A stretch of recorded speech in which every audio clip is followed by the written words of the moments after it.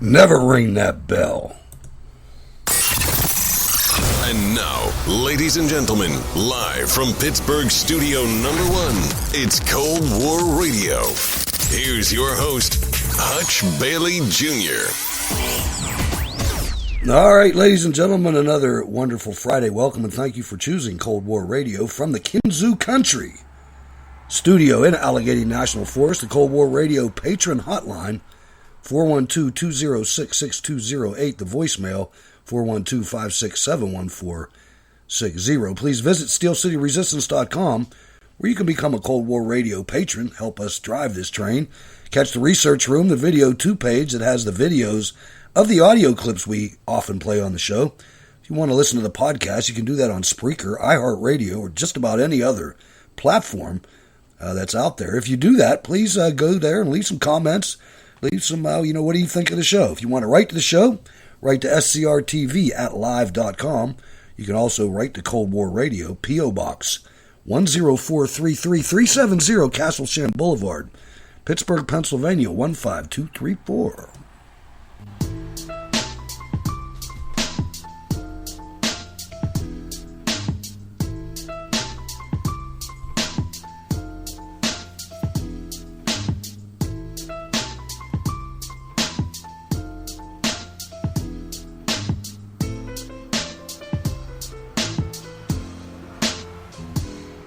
All right, ladies and gentlemen, let's roll over to that other Commonwealth, the Commonwealth of Virginia, and welcome Jack to the show. Good evening, Jack. Hey, Hutch. Hey, everyone tuned in on Spreaker, and a big high five to all the folks in the Spreaker Cold War Radio chat room. Hello, folks. It's Friday. Let's have a good show. Yeah, let's have some fun. I'm out here, and one thing I very, very rarely do when I'm in studio number 1, when I'm in Pittsburgh, is go to Walmart. But when you get out in a national forest, sometimes you don't have all the choices that you have when you're in more highly populated, densely populated areas. So I had a little trauma today, Jack. I suffered a little trauma. I went to Walmart. I don't think it was PTSD level trauma, but it was trauma nonetheless. I mean, that's definitely an experience, going to a Walmart, at least in upstate Pennsylvania, downstate New York it is. Wow. I couldn't believe, first of all, I couldn't believe the amount of food that people buy. Now I don't eat as much as I used to, but I never shopped like these people. I mean, you would think that they were shopping for 100 people or for 6 months, or there has to be an amount of American food that spoils. I mean, it has to be a large, either that or, then again, when you look at some of these people, on the other hand, they do look well fed. I don't know if you noticed that. This is a new era in shopping. I know growing up, my father was in the military, and a lot of our food shopping, quote unquote food shopping, was focused around the military payday. And back then it was once a month. When I was in, it was twice a month, right? You could opt either way. Yeah. It was once a month, and that payday, you'd see families in the commissary with 3 or 4 carts, depending on how many. And that's because that's right, and that was because back then, GIs of all services needed a commissary, something they don't need anymore, by the way, in the United States. In the United States. Yeah, but now when you look at it now, it's not what it used to be. Back when it was necessary, there were low prices at the commissary. It was a perk, big time perk. But then no tax.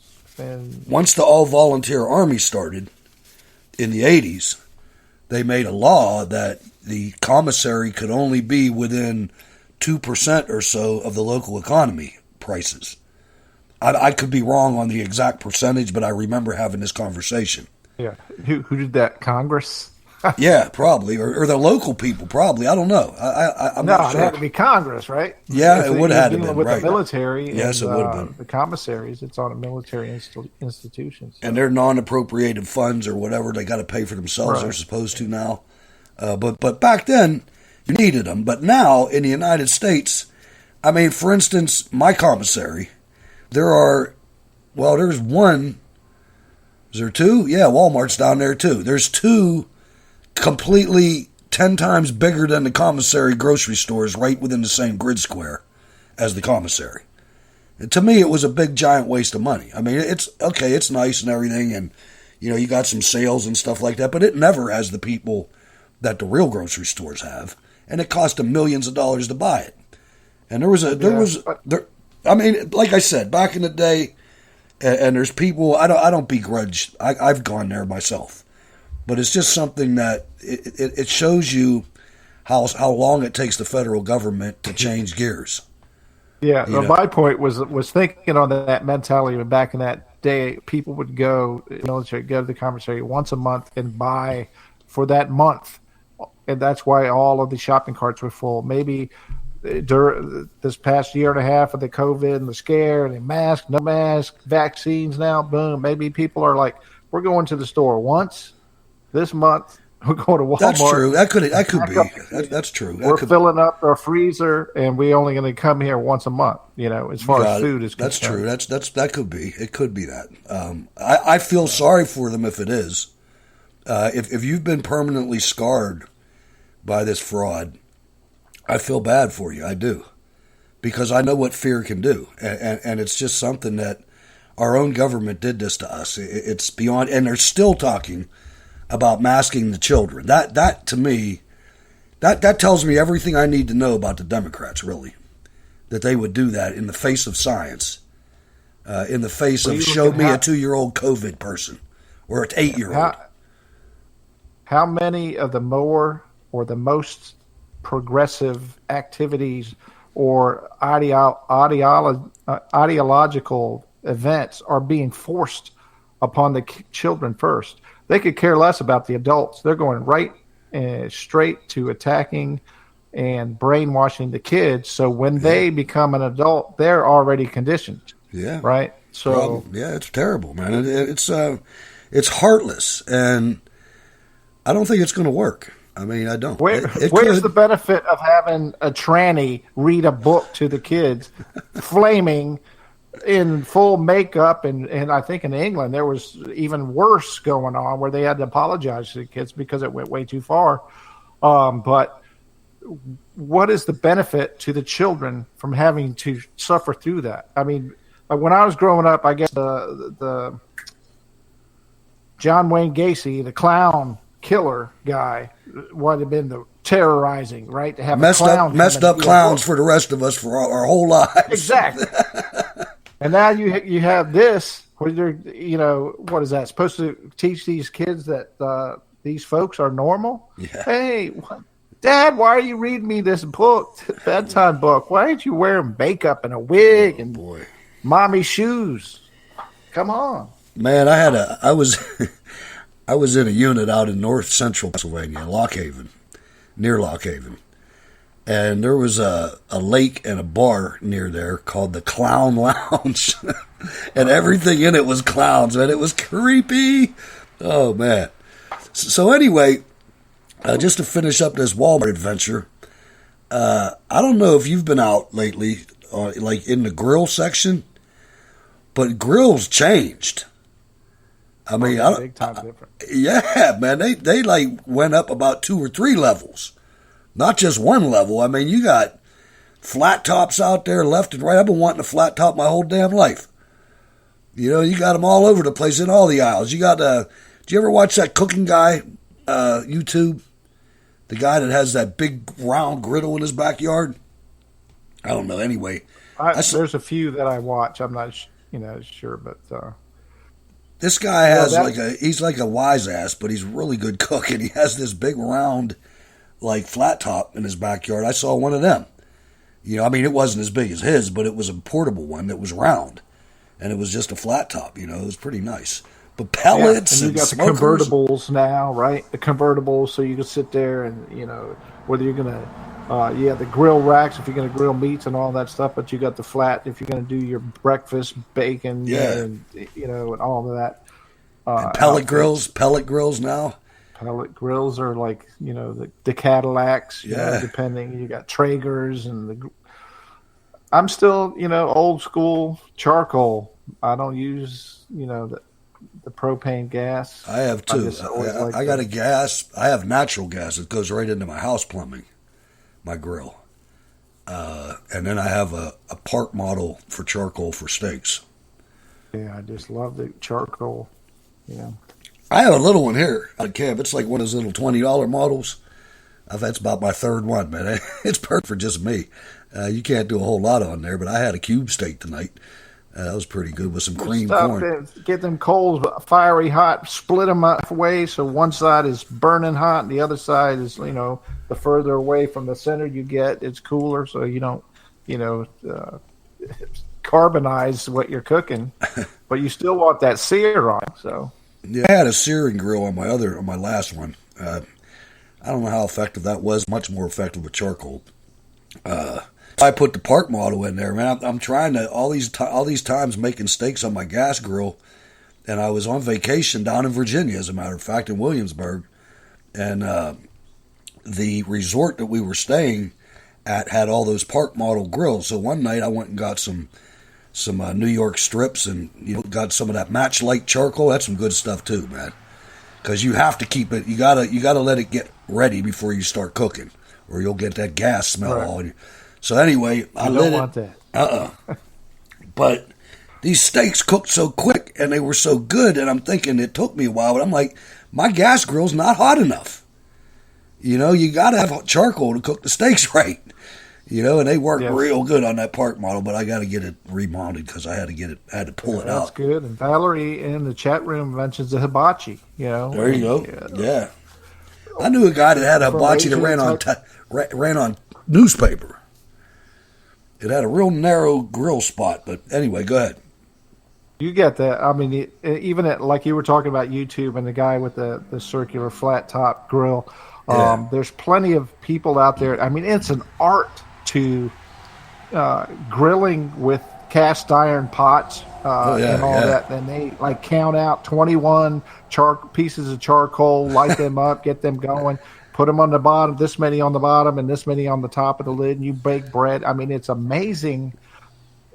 It's like science, right? It is. It is. You get to it. When you read some of those articles and the recipes for smoking and stuff like that, it's like at approximately 227 Fahrenheit, the sinew starts breaking down into the layers. And it's like, damn, man, all right.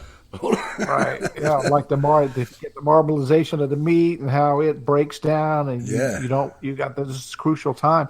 But it also, it's fascinating, and some folks are into it, some folks are not. But if you are into it and you've got the available space in your backyard or back deck or on the patio of your apartment that you can do it, you'll save yourself some money on electricity by being able to cook outside when it's hot.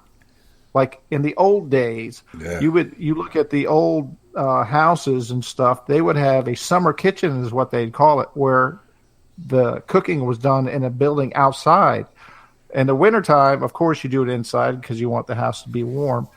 But in the summertime, when it's already hot or warm, you don't want to add to that heat. You can keep that cooking aspect outside. You might save yourself some money right there. Pennsylvania, they call that a picnic house. I've seen many of them. And then if you're living in an Italian family and in a house built by Italians, you got two kitchens. You got one down in the basement too. But some of you will know about that and some of you won't. It's like no, you can't use that one. There's plastic over those chairs. You better go downstairs. Some of you guys know what I'm talking about now. That plastic they used to put over the furniture. It's like, you can look at the furniture in this room, but don't you dare go in there and sit down. Don't do it. I'm still making payments on that furniture. Nice. All right, so now finally, I was thinking about this because I think I eat funnier than most people, man. I mean, I always get that feeling when I'm talking to Ward. He'll be like, "No, I never heard of that, man." But like, I used to have a fascination with the deli. I don't know why, but I like the stuff that a lot of people don't like. Like, I love olive loaf.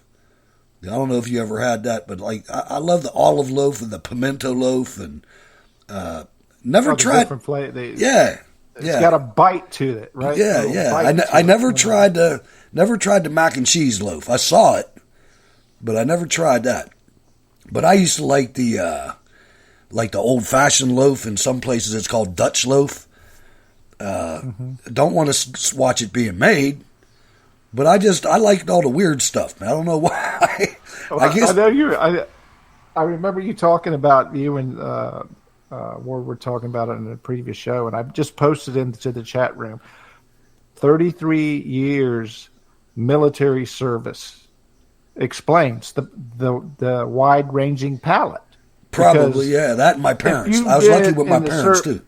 Yeah, if you spend any serious amount of time serving in the military and out in the field, you have to deal with different levels of. I mean, of course, most of the time we had MRE, which folks understand what that is.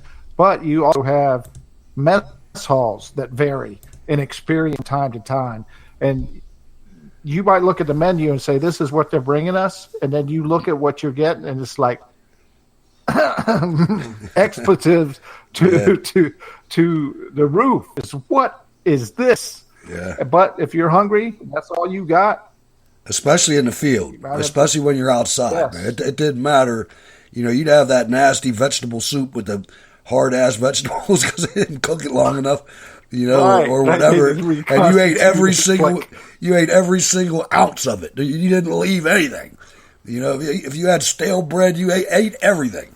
It didn't matter what it was. They tried to cook it in the Mermite as they were delivering it in a truck, That thing is full. It's somebody didn't make the soup. All right, pour the freeze dried soup mix in there. Cover it with boiling hot water. Hopefully, it'll be done by the time we serve it. Oh yeah, man. I mean, and it was the best. Those were better meals than Christmas, man. I mean, they tasted better to us. Waiting for them. And then they went through some experimental stuff in the '80s. I was in Honduras, and I can't remember what they called these things, but they were like immersion rations. Like, they had this hot water bath, boiling water bath, right. and they had these aluminum foil trays full of prepared food, and they just heated them up. Yeah, that's what it was. Tea rations. Right. Yeah, they were horrible. I mean, you could eat them, but you couldn't tell what you were eating. Yeah. It was like the freaking Soylent Green, man. It was it was cubes or something. You get used to eating stuff because you have no choice, right? Yeah. We ate them. Don't act like we didn't eat them. We threw some hot sauce on them and ate them. That's our best friend, right? Tabasco sauce. Boom. Damn right. And then we're eating that stuff, and then I had to go to the air base on Tegucigalpa. No, at the port. I can't remember the name of the port. I'll figure it out. But a port in Honduras, and the Air Force was there, and they built like a Western, like a John Wayne city with because it's in the jungle, except it was cleared for an airstrip. But they had like the wooden sidewalks, like in a Western. Yeah, and they had these hooches. The rains that turned to mud, huh? Yeah, and they had these little hooches. They were 2 stories with a big balcony on the top. I guess six guys lived in each one or something. We're packed in tents like dogs, but in another location. But they had a dining facility there, a mess hall. Oh, it was great. They had an ice cream machine and everything. Shows you how different the services live. The Marines and the Army, boy, we catch hell, and so does everybody that gets attached to us. But like you said, in the long run, it's not bad. It's good for you. I was lucky my parents introduced us to a lot of food too. That gives you the wide palate, the ability to, maybe step out of bounds. As you say, an olive loaf, and you're like, hey, let me try it. And other people are like, you crazy, man. Now, there were some things that I had to put the red light to, like I wasn't eating any of them little larvae in Korea. They had like a canned larva, like butterfly larva or whatever. No. Ate some dried ants. Yes, some dried fish ants. Bait is what we call it, right? Yeah, it's foul. You put that on a hook and catch you a fish and eat it. Indeed. I mean, it wasn't alive, but it still was what it was, and I wasn't doing it. They had dog meat there too, but you had to pay a premium to eat that. My buddy did it. It cost him $100, man. I mean, and that's outrageous in 1984. Be careful if you're looking at. Each year you got a different version of the cicadas, or some people call them locusts, but they're cicadas. Yeah. And then you'll have, if you're survivors, oh no, these are packed full of protein. If you sit there and flash fry them real quick, they're like taste just like shrimp. Yeah. Well, I was involved with a quote unquote bushcraft survival show back in 2008 to 2010. And we just had a huge swarm of them come through that year. So I took one for the team and did this on air. And I can guarantee you that a flash fried cicada does not taste like fried shrimp. Take it from me. I did it. Went foul. There. No. I'll tell you what I remember about them. And supposedly every 7 years they hatch. And I went through a bunch of, in the city, we got the little ones, and then their empty shell would be hanging on a tree. Right, or whatever is just sitting. And it would be green and black and about maybe 2 inches long, something like that. And they weren't very, they didn't live long. They'd end up laying on the street or something, and I can't imagine eating one because I remember stepping on them. And squishing them. Oh God, there's a lot of stuff inside them. They come out of the ground. They do that. They come out of their shell and they fly around and make hellacious noise for a couple of weeks. And all that is a reproductive cycle. They're going to go mate and then die. Yeah, that's it. I went through a real big hatch, like a biblical hatch, when I was out at Fort Indian Town Gap, where they were like blocking the sun. You know what I mean? They were like changing the light pattern out there for a few days. They were robbing people on the street corners. No, this was out in the woods, man, out in the field. It was like we had an asphalt plant out there about 10 miles outside of the base. Or, into the Indian Town Gap, right? Yeah. The turkeys must have been large that winter. Yeah, they were. Everything was. But that was nasty, though. They were like tearing stuff up. It was pretty nasty. Let's go to Minnesota. A long-time NFL, it's starting, man. Assistant coach is now out of job after refusing to receive the coronavirus vaccine. Rick Dennison, one of the most highly reputed offensive minds in the game, reportedly parted ways with the Vikings on Friday after refusing to receive the coronavirus vaccine. According to league rules, all Tier 1 personnel, including coaches, are required to receive the vaccine or provide religious and or medical reasons for why they cannot. Hey, it's starting. I hope more people stand up and do the right thing. I mean, if you don't feel like taking it, you shouldn't have to. They're trying to change that. We'll see. Yep, and just so it's NFL. Who cares? I don't care about the NFL. It used to be my favorite sport. They have gone from an annual wait for my team to start playing games to the Super Bowl and then dreading the time where there was no football to now I could care less about what's going on. But yes, it's good to see that at least one so far, recognizable person that said, wait a minute, no, you're not going to force me to take this. Why would you? I mean, I don't see how anybody could just not pay attention to how many people are getting hurt from this thing and how many people are, we these people lie so hard. I mean, they're sitting there just not telling the truth, man. I mean, there's a governor. And the way that the article is written, it was like the top tier. This is like management people, what they're mandating take this thing. I haven't seen to where it's gone down to the players level, because one of the major concerns, issues, side effects that we've developed since the vaccine or inoculation has been started is blood clots. Serious issues, some with enlarged hearts, but a lot with the circulatory system.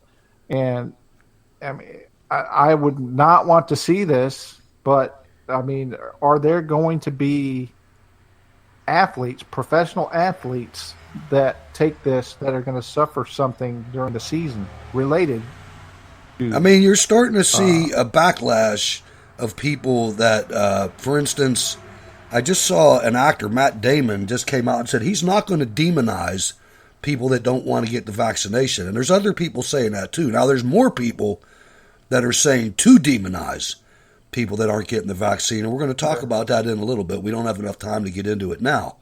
But I'll tell you, it's something that we need to check ourselves. And we need to be very careful about going down this road. There are a lot of people that do not trust the people pushing this. They just don't. And I think it's it's natural. We're also going to talk at the president's town hall the other night and what that kind of does to public confidence in these people. I mean, I guess they think that we're either it doesn't matter what half or more of the country thinks about this craziness, or that we're too stupid. It either doesn't matter and they don't give a damn what we feel like or what we think, or they think that we're too stupid to figure out that there's anything wrong and we're just going to go along with it and everything's going to be okay. And I think that that's not a very good idea. And I would say to the audience also to make sure that you know in the back of your mind that you're not this little minority. You know, we are the vast majority. If you look, and the numbers will come out at some time. They actually already have come out. The election numbers. I mean, the Joe Biden didn't get 82 million votes. There's just no way that ever happened. So don't ever feel like you're getting piled on, and we'll be all right. Ladies and gentlemen, Gretchen Wollert, author of Born to Fight, Lincoln and Trump. Wollert is a small business owner, community educator, and past chairman and current member of her local school board. Wollert is an award-winning high school athlete and 4-year college volleyball athlete. She has a BA in history from Milligan College and a BA in English and secondary teacher certification from University of Southern Colorado. Wollert is the owner of 3 successful small businesses, community educator for 8 years at Eastern Wyoming College, a past chairman and current member of local school board, a 4-H community club leader and volunteer educator, a Girl Scout club leader for 2 years, a community Presbyterian church member and volunteer, a campaign volunteer in local and state elections. She wrote op-eds in the local newspaper and a mother of 4 daughters. Gretchen Wollert, thank you so much for coming on. This is Cold War Radio. I'm located in the Allegheny National Forest. My co-host Jack is in the northern part of Virginia. Thanks for coming on Cold War Radio, ma'am. Go ahead, I'm sorry. No, I appreciate the opportunity. All right, so you have a really neat take on this. The first Republican president and the last Republican president, both terms ended too early, ? Tell us a little bit about what brought you to write this book and give us a little teaser of what to expect in it. Well, I tell you what, in 2016, whenever Trump blasted onto the American political stage, there were some interesting things that I just thought of. I love Abraham Lincoln, and I believe he is the greatest American president, and things that Donald Trump did whenever he wasn't supposed to win, first of all. Abraham Lincoln wasn't supposed to win. They're both very tall. There are some kind of fun facts about them. They had 10-year-old sons when they were elected. Both had first ladies who were completely ostracized by Washington's elite and the media. Both elected with less than 50% of the popular vote.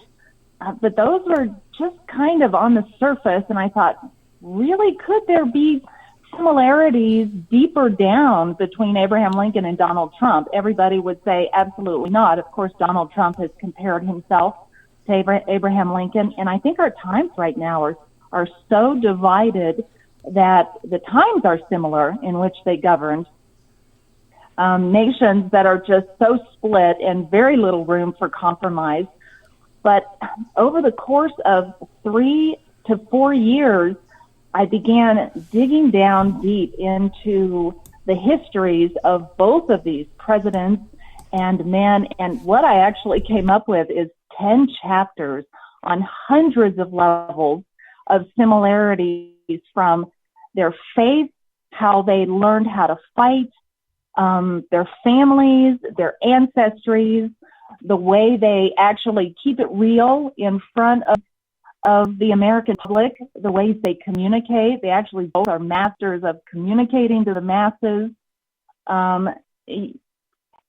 If a billionaire could be self-made, Donald Trump is that. And of course, we know that Abraham Lincoln is a man coming up from nothing, raised a farm kid, taught himself how to read, educated himself, became a successful lawyer.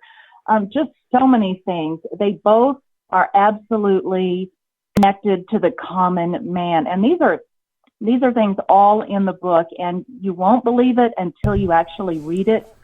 But if we can learn from history, where we are right now in America, we have been here before, and it was during the Civil War.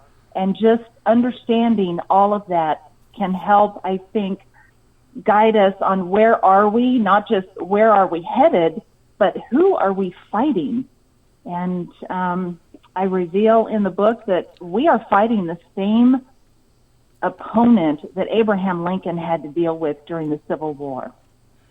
That's so right. That's so right. I mean, and you look at some of the things. One of the things that bothers me a lot when I see people trying to describe President Trump or describe Donald Trump, and I was fortunate enough to be able to go for a couple of years. I spent a long time in the military, over 30 years, but before I joined the United States military, I went to Valley Forge Military Academy, and with the possible exception of Warrant Officer Candidate School, that was tougher than anything I did in the Army. And, Donald J. Trump went to New York Military Academy, a similar institution and similarly tough. Right, when he was 13 years old, his dad put him there. Right, and when he graduated, he was the third captain. He was the number 3 guy in the entire Corps of Cadets, and you don't get that way if you're dumb, listening to the elites. No, not at all. Not at all. And it's interesting, Abraham Lincoln was a captain in the military. So there's kind of an interesting little fun fact there. Neither served active military, except neither saw combat. Right. Actually, Lincoln was in the Black Hawk War, but he makes a humorous thing. He fought more mosquitoes than he did an actual enemy. Well, Gretchen, let me turn it over to my co-host, Jack. Go ahead. Yeah, welcome, Gretchen. Thank you for spending some time with us. I looked in reviewing the book. I checked out your website and checked out your blog, and it seems that the fact that you had written this book and your publisher was getting ready to put it out there, that you were and the company was having a serious issue with Facebook, just trying to get the word out that your book was out and available. And we talk about it a lot on the show about how anything conservative or, what considered anything that has Trump's name in it now, it seems to be pushed back and tamped down, like that people are not allowed to read it or find it. It's like there's something evil going on with it. My question is, that was back in February. Now here we are in July. Did the publishing company and you and the book, have they come to an agreement, or are you still fighting that battle against Facebook, just trying to get word out that your book is out there and ready for people to read? Well, Facebook was censoring, and that is no surprise. But it's not just the name Trump. My title has the word fight in it. We all know that almost an anathema word especially after January 6th. Anybody saying the word fight, it was so ridiculous. But even Lincoln, the word Lincoln to some is a bad word. So, born, we could talk about born. The title just was full of things that just were not acceptable to the liberal left. And there's no agreement with Facebook. They still don't let us, we have to kind of work around it, but there are other ways to get the word out. And we just have to fight. We just have to fight, and just persevere. Two of the biggest things about Abraham Lincoln and Donald Trump is they absolutely are the most stubborn fighters of, I think, Republican American presidents. That's very true. And on the show we also talk about how important it is for seeing what President Trump, as a Republican, was doing, fighting his own party. Right? It wasn't strictly we're just going to be 100% GOP against anything that's Democratic. He's basically put up a fight and basically shown the American people that you have people within both parties that have joined together to basically do their own will, and damn the people that are allegedly electing them. In your bio, I saw that, one of your main loves and what kind of drew you towards writing this book is you're fascinating and learned during college, and fell in love with history as a subject. And it seems to me, we talk about this a lot on the show too, that the history is very important for maintaining the founding principles of this country.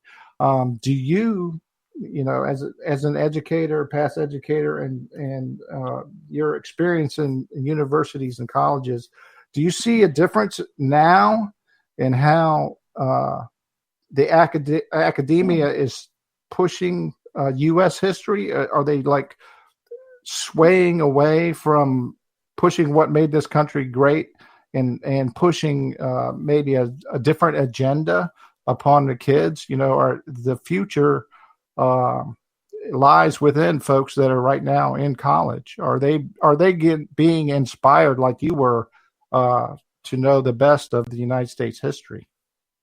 Well, I had my husband and I raised 4 daughters, and not in my American history education. I think that was still good, and I won't tell you how long ago, but we really have seen lately the liberal left, of course, wants to revise American history, because if they can hide it, then they can deny it. And that's the huge push. Bingo. And it's so absurd that Abraham Lincoln knew. And back in 1832, he wrote, "Upon the subject of education, I can only say that I view it as the most important subject which we as a people can be engaged in. Why? That one may be enabled to read the histories of his own and other countries, and thus duly appreciate the value of our free institutions.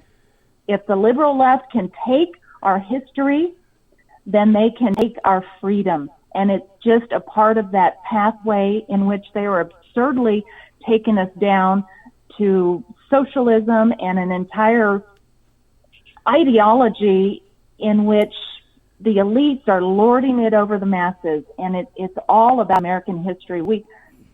So many people don't realize that, oh, we're fighting for this, we're fighting for that.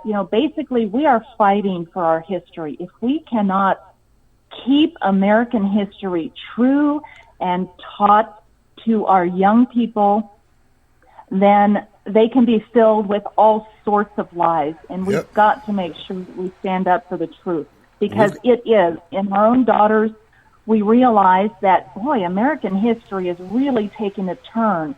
They're not emphasizing patriotism. They weren't emphasizing how brilliant the founders were. They were talking about, the founders, because they owned slaves, they were white supremacists. That is just absolutely ridiculous. Thomas Jefferson, in fact, in the Declaration of Independence, he put anti-slavery text in there, but it was edited out because they had to fight the Revolutionary War, and they needed the southern slave colonies to do it. So abolition was going to have to wait. Well, it certainly wasn't going to come about under England, but anyway, I think we have a lot of cleaning up to do when it comes. We actually dropped the ball, not just on education, but on the entire culture, and now we're going to have to redirect that, because politics is always downstream from the culture, as Andrew Breitbart used to say. I want to ask you one question before we get back to your book, and you might not know, but I'm looking at my screen, so I'm going to ask it. What's the feeling in Wyoming about Liz Cheney, Gretchen? Well, the majority, if Liz Cheney were in a race against a fence post, just one single fence post, she would lose. But the problem here in Wyoming is we have a lot of rhinos, Republicans in name only. You can't get elected in Wyoming with a D next to your name. It's got to be an R. That brings a lot of deception, because people will, run as Republicans, and they're not. Most people think she's a swamp rat, and we want her out of there. But if Donald Trump can't convince the various other candidates to just agree on one, or if we can't get a runoff election, which the rhinos are really working hard to not allow us to do that, if she's up against more than one candidate, I'm afraid that she'll still be in there. But no, the feeling is absolutely against her. But if she's against more than one candidate, it's going to split the vote. Wow. She still has people. She still has people. Liz Cheney just has gone off the deep end. But she still has enough support to win if there's more than one other primary contender. Yeah, we have more antelope than people here in Wyoming, and right. It's a sad thing, but yeah, there are certain parts, I believe, in every state, even in the Republican states, where I live in Pennsylvania. It's horrible. I know exactly what you mean. I think so there are those Democrat strongholds where the money comes from, and she has support here and there, but if she were to go against one candidate, she would lose. That's the important thing, because I think what you were saying is something we had talked about on a previous show, how the machine works in Wyoming is the rhinos have their person of choice. So it's Cheney. They have her in there. And what former President Trump is doing by meeting with the other candidates that want to oppose Cheney in the election to whittle them down to get one-on-one, then she will lose, because they gauge it on watering down the vote. Instead of one-on-one where you would have to have the majority, if it's 1-on-4, if they can split the votes on the 4 and Cheney has like 20%, she wins. So I think President Trump is working on the right aspect right now. He's doing his best right now to get America-friendly candidates in there to oust these imposters and get them out of office. Right. Yeah. And it's Donald Trump is a fighter, and he's fighting for us. He continues to do it. Free speech, I think, came back with Donald Trump. We realized, wait a minute, we can say what we think. There are consequences, but he showed all of us that we've still got a voice, and the Republican Party has got to stand up, get rid of the rhinos, and start fighting with equal intensity. Not with equal deception and equal corruption, but equal intensity. Yeah, moderates got to go. Moderates are killing us. I mean, it says you cannot go across the aisle with these people. You might have been able to do it 15 years ago, but not now. These are the enemy. They're Americans, but they're every bit the enemy that communist China is. I'm sorry. It's just the way it is. Gretchen, please Absolutely. Abraham Lincoln. Yeah, He exactly. termed them, the Democrats to him, where he called them in his youth, they were loco-focos, they were mobocrats. He called them the enemy. He knew who he was fighting. He even described them further. He said, evil can't stand discussion. What kills the skunk is the publicity it gives itself. What a skunk wants to do is keep snug under the barn in the daytime when men are around with shotguns. Same time then, Lincoln poked that skunk out from under the barn, and that's what Donald Trump did. And it's been a heck of a stink ever since. We need to make sure that we don't let these Democrats kill him, though. We got to protect this guy. Gretchen, tell everybody how they can get your book, your website, anything else that you'd like to tell people. Now's your chance. Well, sure. On Amazon, it's on Amazon. The audiobook is available on Audible. Audible does not include the 20 pages of notes and bibliography. This is well researched. You really need to read it in order to understand the men behind the myths. Most of us don't realize Abraham Lincoln had a lot of qualities that we don't necessarily associate with the statesman that we envision speaking the Gettysburg Address. But he had his personal flaws, we might say. Also, my website, Gretchen Wollert, WOLLERT.com, GretchenWollert.com. You can buy the book there in all forms. And thank you so much for having me. All right, thanks for coming. It sounds like a great read. Gretchen Wollert, ladies and gentlemen. All right, so there we go. Ladies and gentlemen, it sounds like a really interesting book. I have often thought of the comparison between the two. I try to keep that down because I don't want anybody to think that I'm worshiping anybody, because I'm not. But they certainly faced similar adversaries, Jack. Yeah, I mean, in doing the research, it said how he had to deal with the media, Lincoln and Trump. And I'm thinking in my mind, the media in 1860 was nowhere near. I mean, we've seen how President Trump dealt with what he dealt with. Back in the day, you had the newspapers, basically, right? And the newspaper and plaque, or what did they call them when they pounded something to a tree? That was like the placards, I think. Like the little messages, little messages that they put on. But then you had to go by word of mouth, right? Boom. Yeah. And then you had to go from D.C. to New York, and then slowly, maybe by stagecoach, it would maybe telegraph. It would reach out to what was still a young western area of the country. Now it's worldwide, instantaneous. Oh, we were talking before the show, man. I don't know. I'm not sure if I could still, I could serve.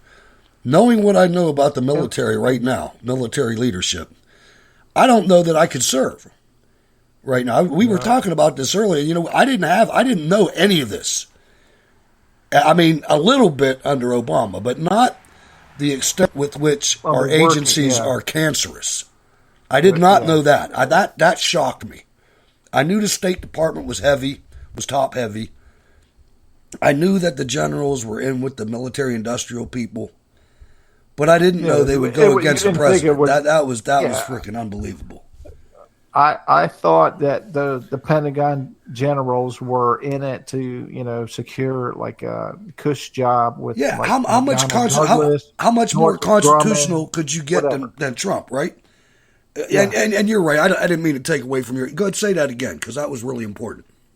Yeah, when I was in, we still had the feeling, that the top Pentagon people in the Beltway were still, working for themselves on a certain aspects to get themselves a cushy job with the industrial complex, Northrop Grumman's, the Boeings and Lockheed Martin, all of that, maybe after they get out of the military, but nowhere near thinking that they were involved in right. They were going to do it. They were going to do it to protect the country. They were they had that skill set to be able to make some more money by knowing what the military wanted and getting it produced and selling it to them. But it was always, for the protection of the country. And now, especially with the god-awful way the Bush administration handled Iraq. I mean, and at the time, I was supporting it. But in retrospect now, when I look at the amount of contractors that we had in Iraq and Kuwait and Afghanistan and Qatar and every frickin' where over there and Africa, it's like, why did we do that? And who had to secure the facilities? Who protected the facilities? You want to know the Ugandan army? Idi Amin Dada. Remember him? The Ugandan army got taken over. This is no lie, folks. The country of Uganda rented out its military to some white people. And they all got khaki uniforms with some bullshit contractor's patch on their arm. They all got M4s and ammunition, and they made them live in tents. And they were at the gate of every single secure facility in the country. You saw them, right? Yep, it's the sellout is amazing. It is. I mean, the freaking truck drivers. We're not going down there. I don't have enough time. We're going to Michigan. You're talking that rabbit hole is deep. No, yeah, that's a deep. And it echoes. I'll spend the rest of the show talking about that. It's 5 to 9 now. Yeah. Let's talk about Michigan and give us a little primer on the FBI and Governor Whitmer's tragic kidnapping attempt. This is crazy, folks. This is a super long article that I stumbled on, and folks will be surprised. It's from BuzzFeed News. Starting happening a lot lately, isn't it? Earlier this week, it's an article. I'll post the link into the chat room as I'm talking about it, but it goes into in depth. I'm talking you're talking a small book is basically what this article is on the events that led up to the folks involved in the agency, FBI, involved in the ultimate or the penultimate. They arrested these alleged white supremacists group, Trump supporters, for the plot to kidnap Governor Whitmer in Michigan. And let me tell you, folks, it's an eye-opener. We knew a little bit of things, but I've never seen all of the material evidence gathered and presented in a way. I mean, it's long form, a long read, and don't get scared away by the source on it. There's other outfits. I was led there by a town hall article today, which basically was saying, what the hell? The FBI is going to get another black eye for this. But it makes you wonder, if you were concerned about what happened at Ruby Ridge, you were concerned about how the federal authorities handled Waco, if you were concerned about how Lavoy Finicum was gunned down by law enforcement out there during the Bundy holdout deal. I think they just took over. I forgot all about that one. I mean, I saw footage of that. Yeah, they were on their way to a meeting with the sheriff in another county, and when they got stopped in that roadblock, and Lavoy Finicum out of his car, walked a couple of feet, and was gunned down in the snow. Hey, listen to this clip, but ladies and gentlemen, there's a little bit of foul language, I think. But this is Netflix. right? This is Netflix. This is two homosexual FBI agents. They're lovers, actually. And they're having one of them's black and one of them's white. And they're having a discussion about trying to nail this guy that they don't have any evidence on. Let's listen. I told you, I don't see how this works. Well, we're going to figure it out. We don't have anything to arrest him on. Then we're going to make something up. Are you drunk? No, I'm enlightened. Del Rio's got a clean sheet. That's why they use him to travel back and forth. We can't touch him. Jesus, Trevor, what fucking box factory are you working in? The same one that'll take away your badge if you try to make a bust without cause. You need to stop worrying about the law. That's a joke, right? Right now, the only things that matter are leverage and perception. How do you figure? We need to get Marty Bird on anything so that he knows he has no other choice than to turn on Del Rio and the cartel. I understand fucking leverage, Roy. So, perception. If we drag Del Rio in here on anything, it does not matter what the fuck it is. It doesn't have to stick so long as we know that he sees that we're holding Marty Bird, too. Then Del Rio will get spooked. Yeah. And Marty will know he has to cooperate for protection. Otherwise, he's a dead man. There's your FBI, ladies and gentlemen, and I have no doubt in my mind they've had those discussions for the last 20 years. It's horrible, man. It really is. What else is getting tough to deal with is the puppet string masters behind the scenes. Former Obama advisor Valerie Jarrett, born in Iran, ladies and gentlemen, said Friday on MSNBC's Andrea Mitchell reports, damn, is that lady still alive? That she supported coronavirus vaccine mandates. Jarrett said, I'm all for mandating it. I know in this, and you can just see the tears in her eyes when she says this. I know in this country it's hard to mandate things. I think what we can do is say, look, if you want them to make their own decision, fine. But we're not going to let you come to sporting events or schools. Mitchell asked, what about mandating it for healthcare workers? Jarrett said, absolutely. I'm all for mandates, particularly for people who are interfacing with the public. The only way we can contain this disease, we know, is with vaccinated. And for people working in our restaurant, of course they should be vaccinated. I take a pretty hard line in terms of the mandate, she added. We're saying if you want to be part of this society, our responsibility is to keep it as healthy as possible. Take the vaccine. My God, Damn, Jack. your freedom. You know? Damn your freedom. We're going to mandate your lifestyle. And we're gonna what? Segregate you? And you know, listen how she's talking. Choice? She's talking like she's in a room full of the ruling class, trying to figure out about what they're going to do with the rest of it. The rest of us, I mean. I'm all for mandating it. Listen to the way that she talks. I know in this country it's hard to mandate things. But listen to this part. It sounds like she's talking to somebody else about us. I think what we can do is say, look, if you want them to make their own decision, fine. But we're not going to let you come to sporting events or schools. This woman's a monster, man. It's a freaking monster. Hey, I'm all about you making your own choices. But if you choose this way, you ain't going to get to watch your favorite football team. You're not going to be able to go watch a band. You're not going to be able to board a plane. You're not going to be able to take a cruise. But, hey, you're free to make that choice. Listen to this. This is Alabama's governor, Republican, Kay Ivey. She's about 90 years old. She looks like it in the picture. Alabama Governor Kay Ivey, Republican, turned her ire toward unvaccinated people on Friday and blamed them for the rise in COVID cases. Kay Ivey dehumanized unvaccinated people and put a target on their backs. Ivey, Republican, referred to vaccinated people as regular folks, so unvaccinated people are now others. This rhetoric is dangerous and must be denounced.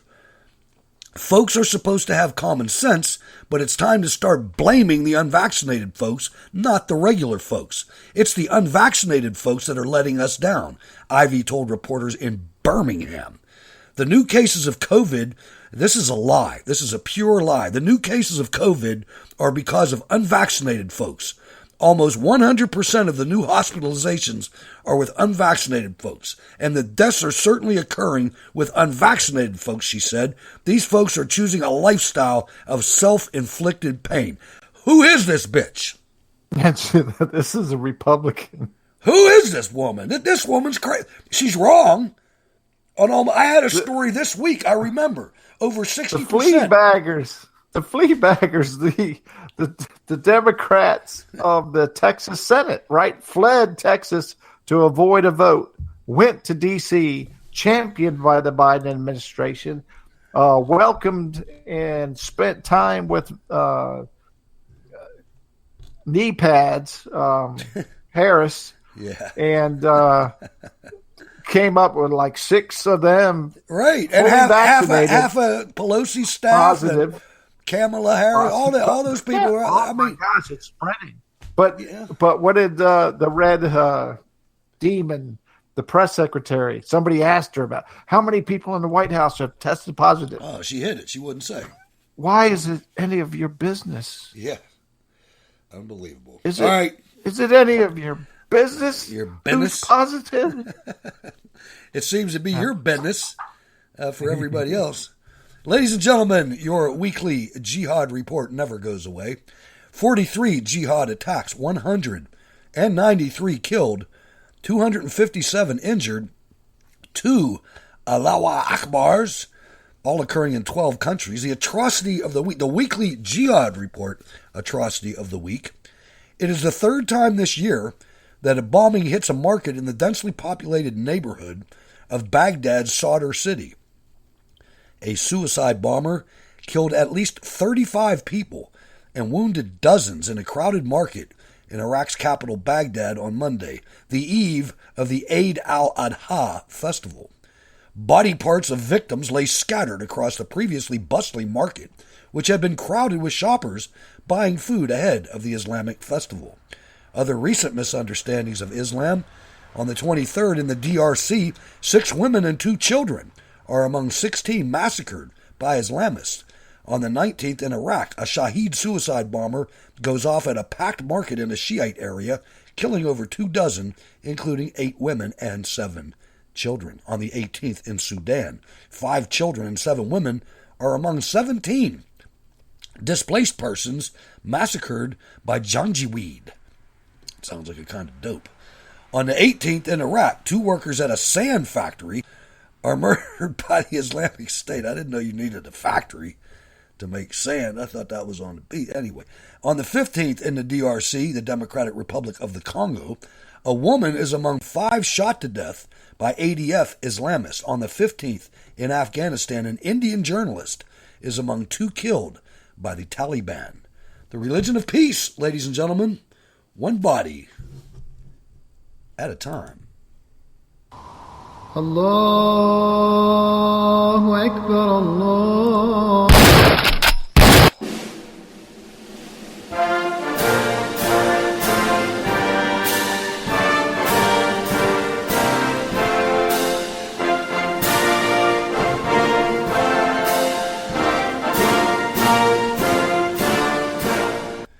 All right, there it is. I'm searching for something here. I know I got it somewhere. I mean, I'm pretty sure I do, but I'm going to have to look closer because I don't seem to be able to find this doggone thing. There it is.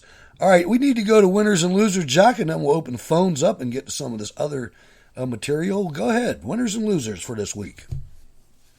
All right. I'm going to have to share some links into the chat room for my winner and loser because it's something we're not basically covering. But my winner this week is one of the senators from Idaho, Jim Risch, in a committee hearing where they're discussing the nomination of Biden's candidate, Tracy Stone Manning, who just happens to be an eco-terrorist, right? Was involved with, if you go back, if you're old as me, you remember where you had the tree huggers and then you had tree spiking. Oh, where man. They would, how horrible.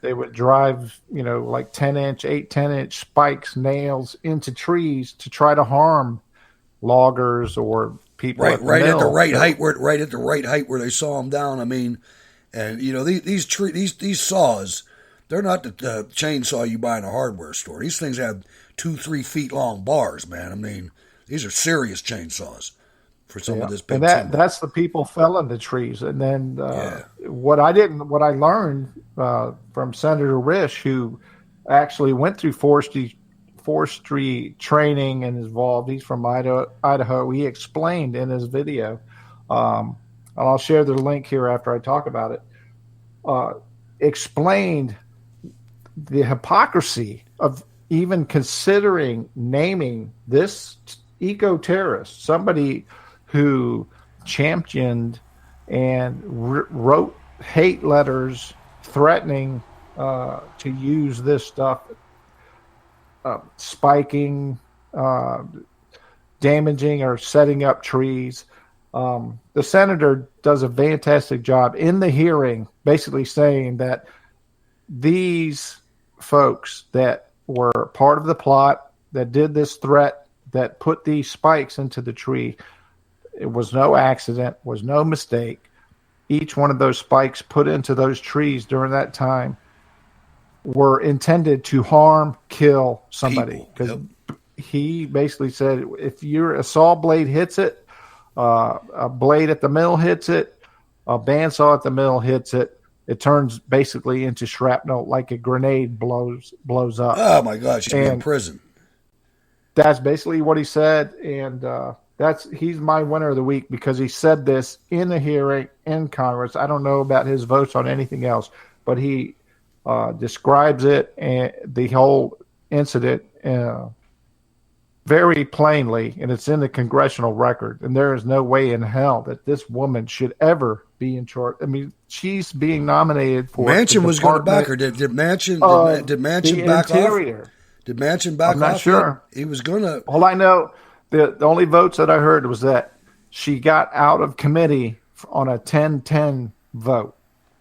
So, even the Senator Risch is basically saying, hey, you can pass her, but, if it was up to me, she'd be sitting in front of a jury answering questions why, she's complicit in this attempted murder is what basically he said. So that was my winner.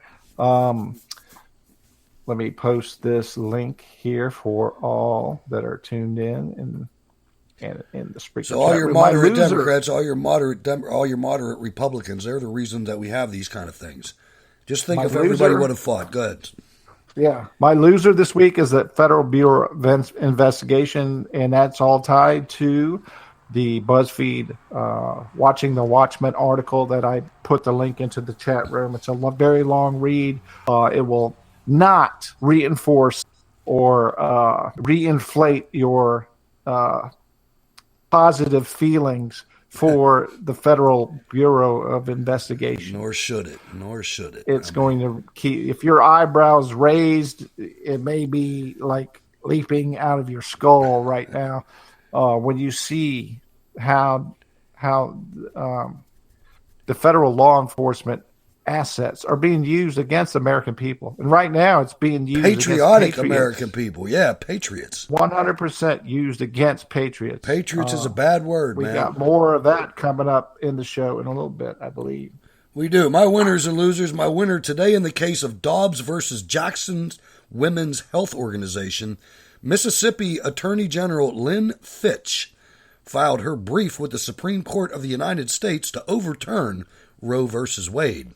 Lawmakers in Mississippi have been trying to implement a new law that would ban most abortions after 15 weeks of pregnancy. Attorney General, we're never going to get anything done if people don't say something.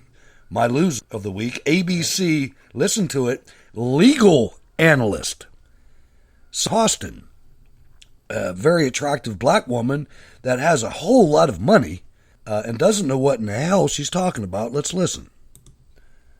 So follow the money. Follow the money. Sonny, well, what do you think is at the heart of America's gun problem, Sonny? Well, I think it's a cultural problem, and I think Anna is absolutely right. If you look at the history of the NRA, for decades, the NRA has pushed legislation that not only supported a lot of gun ownership and the proliferation of guns, but also stifled the study and spread of information, right, about the causes of gun violence. And when we talk about the culture of guns and stop the causes of gun violence. That's pretty easy, Sonny. It's pretty easy. You know, what you should probably do, instead of worrying about the NRA, who a lot of the benefits of the NRA were felt by former slaves in the South. You should listen to Condoleezza Rice tell the story about her family and her grandfather in the Deep South, and how she thanks God that her grandfather knew about the NRA and had a gun. But that being said, I mean, you really need to look at what you're talking about, because if you went in and gave some support in your community to the issue of maybe if we get our community to where we get married before we have children, then maybe our little boys that don't have any fathers wouldn't be shooting each other every single day. That's the reason for gun violence, not the guns themselves. If there was no guns, they would be lighting each other on fire with gasoline. Back to the clip. This country, I'm reading an incredible book called The Second by Professor Carol Anderson, and she describes that the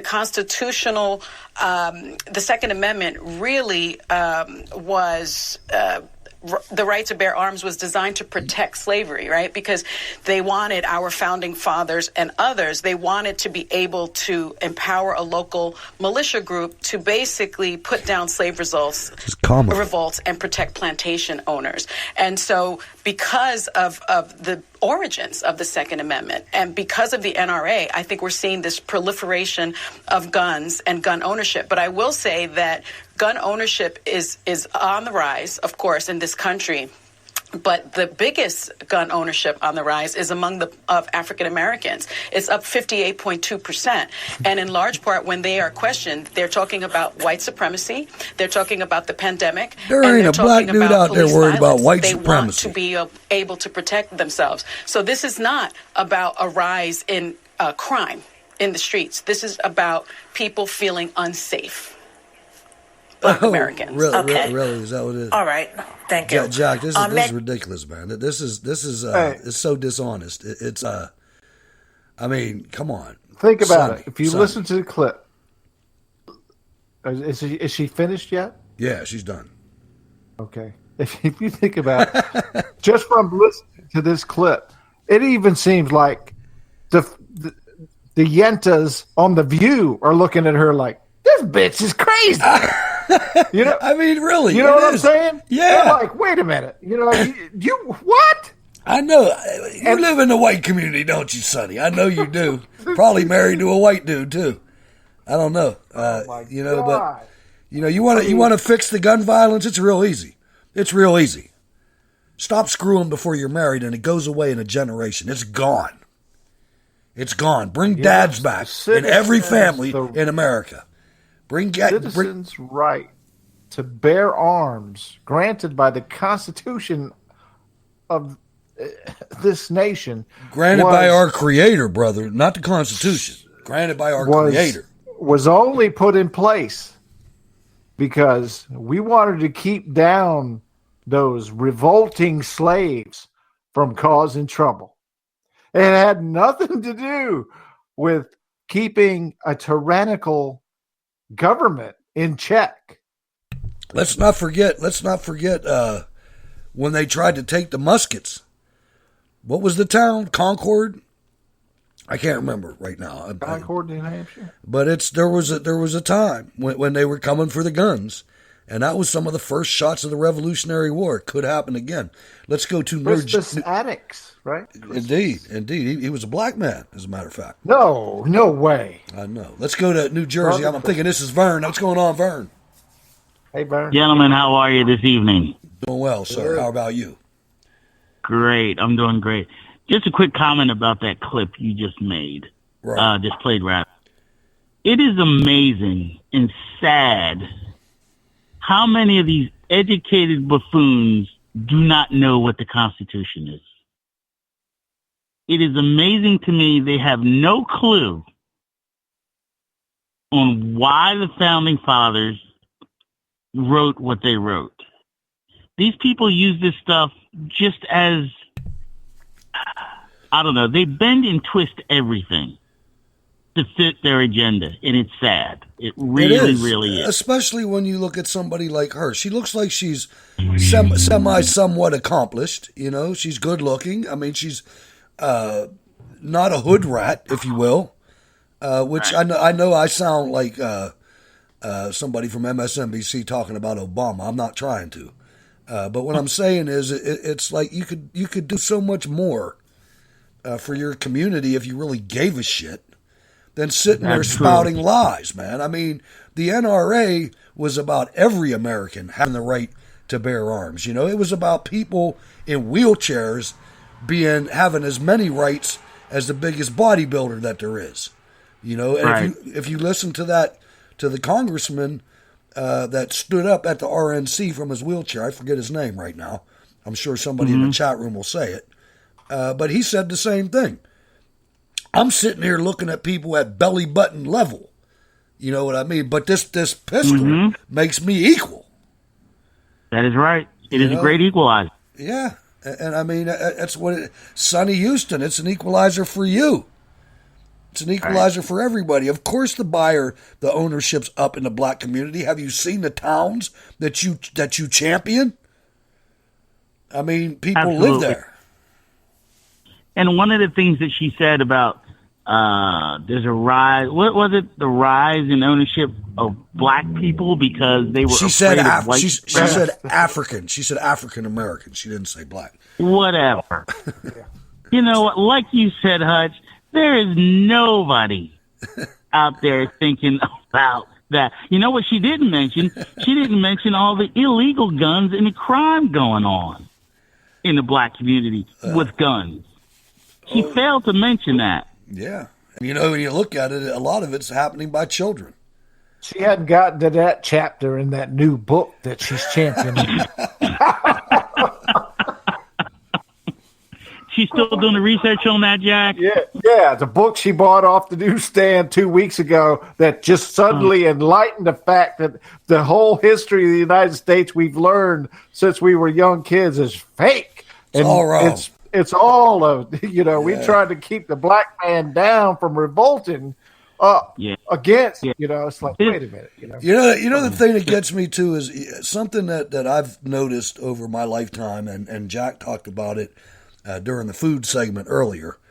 You know, if you go around the world, and every country's not white, and true. You look at the way some of these other cultures treat Africans, and you look at the way they're treated here, and then you hear this bitch talking all this smack. It really makes you mad, man. I mean, you should see how blacks are treated in Libya, or Egypt, or even Central American countries, some of them, and especially the Orient. And I know a lot of people don't know what the Orient is. That's Asia. Go ahead. Sorry. Some of the blacks in Africa are treated vastly different than other blacks. Right, of course. They don't know this stuff. Ask them in South Africa. I mean, that whole tribe got ousted. Right. Remember the massacres back in the 70s and 80s in Zimbabwe and everything else, and the Tutus. The Hotsis and the killing Tutus. other black people. Yeah, with machetes, and not just killing them, maiming them. If they didn't kill them, cutting their hands off. Remember the young ladies. Remember Winnie Mandela in the necklacing with the tires. Yeah, don't see that was one to me, Vern. One of the most embarrassing times that I ever saw the United States internationally was at Nelson Mandela's funeral. Man, that was sickening. And that showed you how stupid the Republican Party was. George Bush was I'm signing right now, Hutch. I'm the signer. Yeah, he's the signer. The signer's in the back doing 1970s discotheque stuff. And this is for her husband, the lady that took her political opposition. This is the Democrat lady who's really a communist, a Marxist, who took her political opposition and put a tire around their head, around their neck, put a tire on their shoulders, doused it with diesel fuel, and lit it on fire. And the dude were tied, of course. He couldn't get the tire off. I mean, and this happened all the time. And our government went over there and cheered to your opposition, right? It worked. They're in charge now. They're murdering white farmers, and their economy's going down. I mean, they're going to be in a food problem soon. Yep. They're already in an AIDS problem. They are. But it is unbelievable. Vern, we've had the pleasure of having some listeners from South Africa for several years, from the beginning of the show. And some of the emails that I've gotten over the years are just terrifying, man. It's like the problem, the shame of it is that it's just like Mexico. It's complete political mismanagement.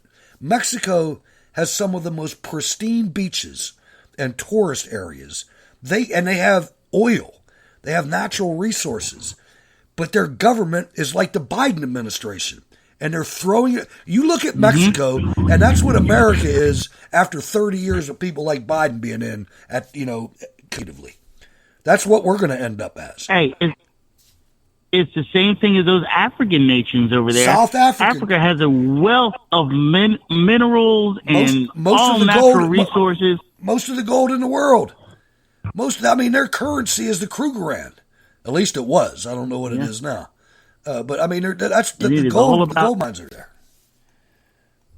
One of the most corrupt continents on the planet.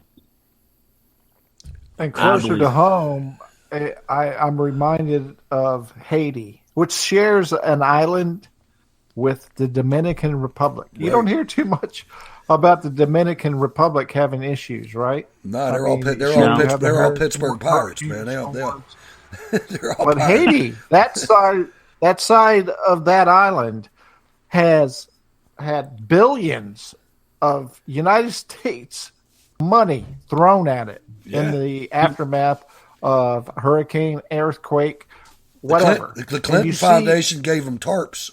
I was about to say, you can thank Clinton for that.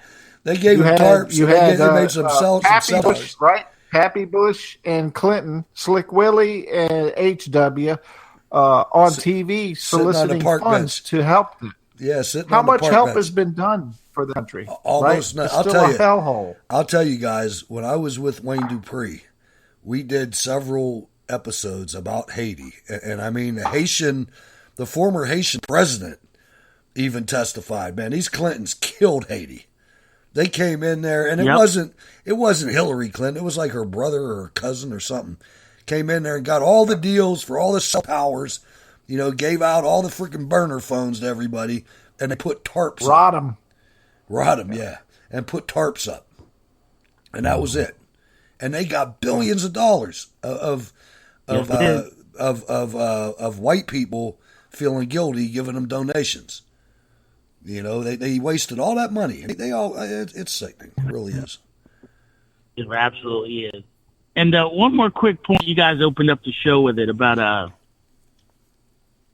them wanting to mask the children and not following science and everything else. Yeah. Which is, as we all know, they're not following science for this stuff. This was all political, plain and simple. And it has been from the beginning. But I'm beginning to believe that what they're doing, especially with the children, now that they draw the children in on all of this, with all of this stuff the left does, and Jack mentioned it, they're trying to normalize this stuff for them. Of course they are. So when they get older, it's not a big deal. You know what it's going to be? You know what it's going to be for Jack or Vern? Climate change. Yeah. Oh, yeah. That's what they're setting them up for. Climate change, Agenda 21. That's the next thing. If you drive a car, you're going to be just like an unvaccinated person. Yeah. It is the highest crime against these children, because when you're that age, it's documented science that a child from birth to a certain age, that is the period of time where that child's immunity system is built. Yep. And the human immune system is like robust, but you have to be exposed. You go out and play out there in the woods, in the dirt, get dirty, whatever. Right. You get exposed to this stuff. You don't sit there in a pristine, masked environment in a climate controlled room and you're basically wasting. Have you guys seen these parents though? There's parents out there that they want to insulate their mention kids, that. man. My own daughter's that way. I had to send her. Yeah, they've been doing that for years, Hutch.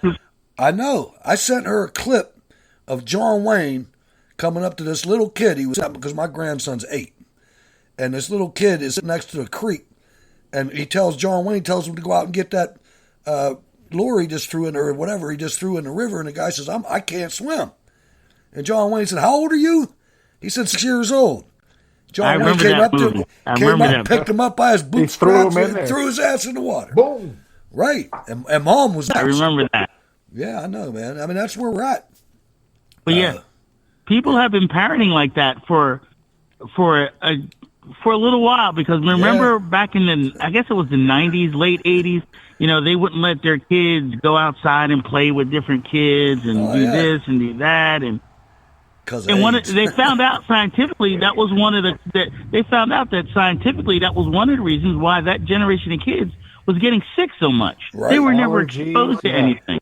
They had peanut allergies and all sorts of this, that, and the other thing because they weren't exposed. I remember that.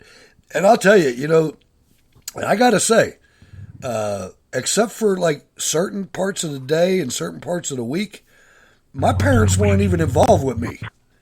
My mom was always there cooking, and my dad was in charge, and whatever he said went. But man, first thing in the morning, we're out the door, either to school or in the summertime, just outside. And we didn't come back in until nighttime. They weren't with us like now. Now there's always a parent there. There were no parents around us. You had to learn how to fight on your own, man. You know what I mean? We were out there by ourselves. There was no parents. Nobody's parents were there. And it was much better off, I think, that way. But anyway, Vern, your final thoughts, sir. Final thoughts for the week. You know what? I am generally still optimistic about things going on. Waiting to see what the next big distraction comes up after they overturn these votes in Arizona. That's what I'm trying to watch right now. I think all of that stuff's going to get exposed this trip. I really, really do. Because right now there is too much smoke out there for not to be any fire at all. Wasn't it interesting how the the Secretary of State decertified machines in Michigan? They haven't even got to that complete audit yet. But it's like, wait a minute. She did what? All right, Vern, thanks for calling, man. Have a great weekend, sir. Thank you. Thank you, boys. Yes, sir. Thanks. All right, here we go. So that was kind of like... It was, and I'm optimistic and I'm pessimistic at the same time, if that's possible, man. There's I'm more and more concerned every day that all these public servants are communists, man. That's not cool.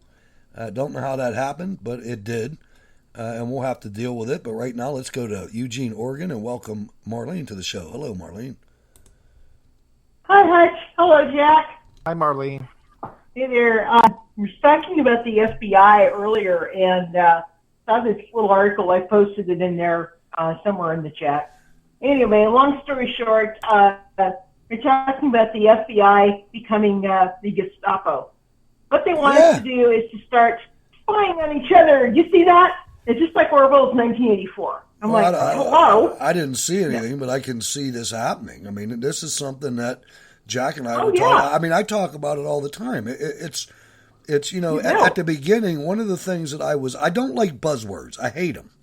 One of the things I can't stand the most when somebody says, thank you so much. Stop doing that. Stop saying thank you so much. Just say frickin' thank you. You get a hamburger, you're like, thank you so much. Like, you thank you, oh my God. I know, I hate that. I hate that too. It's just one of those things. I'm all about the words, Jack. You know what I mean? I've always been that way. Words mean things. Which reminds me of something Bill O'Reilly used to say. He would talk about how he would get pissed off when people would say the word like. Right. There's some things that you just don't need. You don't need. There's nothing that adds to the idea. Exactly. When you say like, thank you so much for some fries. He just said like. Hutch just said like, but I think that was due to the Valley Girl movies and stuff. The vocabulary it was. Of the Valley Girls, right? Yeah, a lot of people sit there. I remember that. And they do that, but I hate it. It's like no, seriously. Go ahead, Marlene. Oh, I hate it. Anyway, second thing was that our brief report on our Oregon fires, that bootleg fire that's in south central Oregon. What do they mean when they say bootleg? What do they mean when they say bootleg? That's the name of the fire. They call it. I know, but is that like the area, or are they saying that? It's funny because when I see the word bootleg, I don't see that as the area. The area is south of Bend, which is mainly Central Oregon. You go south. Isn't bootlegging like making liquor, man? I mean, is that what they're doing out there? Or? No, it's what I call it is it's the Oregon sagebrush territory. I can So that's basically they've got a little more under control. But apparently they were bragging about how it had passed 400,000 acres. Man.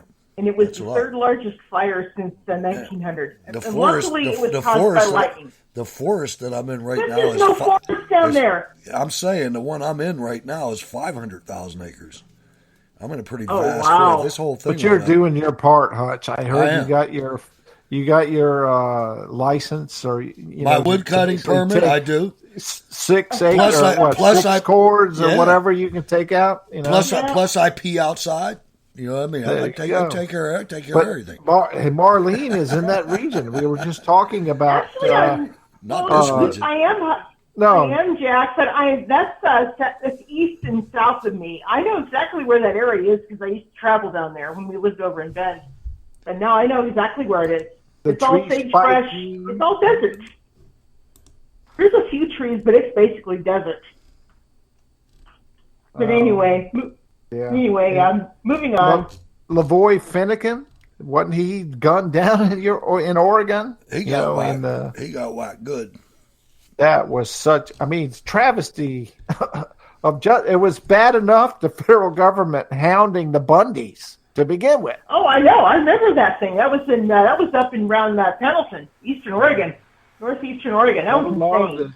And thank you, Rocky. The bootleg spring is in the area of the fire. Oh yeah. Okay. So that's when I think of that, I think of like Christmas. I think of it as Christmas Valley and Silver Lake. Those were the towns that I can in my mind. That's where I come up with that. I guess they had to have a name for their fires, which they name all of them, and I don't know why. Oh, of course they're they weird. do. Well, so you can track them. It makes it easier. Yeah. It's like hurricanes or hemicanes. It does. Yeah. It's transtestical hemicanes. Hemicanes. Yeah. Now on some later notes. Hey, you know what? I figured something out, though. I figured something out. Brett Baer gets done. What's his show called? Special Report. He says, fair and balanced and unafraid. And then and then he goes into the dressing room and puts his dressing shit on. And he comes out and he's Rachel Maddow. It's the same dude, man. Have you noticed it's the same dude? I mean, he trims the hair a little bit. Brett Baer is Rachel Maddow. He's a trans testicle, I'm telling you. You heard it here first. I believe you. Oh, my God. Brett Baer is Rachel Maddow. He is. Look at him. That's some family shit right there. And don't let me bring cousin Brian Stelter in here. Because he's part of it, too. He's part of it, too. I don't know how. They all are. But anyway, go ahead, Marlene. Anyway, what I was saying is that, I will skip a couple things. I have seen large carts at Walmart out here also with people that make me look like I'm skinny. They're fatter than shit. And it's just nuts. But then I go to Costco. But that's a whole different story. People go there to, they actually do go once or twice a month. And it's okay to have a huge cart. But no, I have no problem with that. With people getting big groceries. I got no problem with that. None at all. No, I don't either. It just seemed like when I was there, I'm looking and I'm like, how in the F are you going to eat all that stuff? No kidding. And now exactly. I have a different outlook now because of my personal situation. But I used to eat a lot. But a lot is a relative term. A lot That's right. is not 6 roasts and 2 turkeys and, shit that there's no way you're going to eat that.